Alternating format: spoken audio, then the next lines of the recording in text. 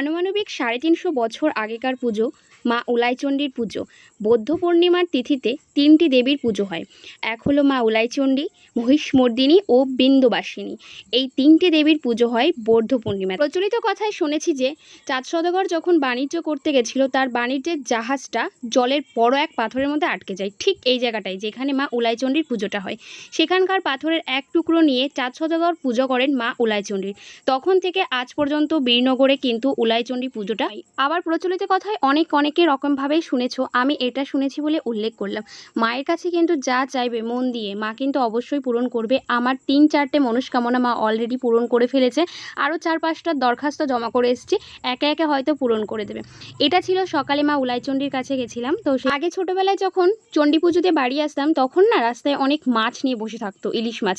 এখন এগুলো অনেক কম দেখা যায়। হ্যাঁ, সবাই ভাবতে পারো যে পুজো দেওয়ার পরে মাছ, কিন্তু যারা অনেক আগে থেকে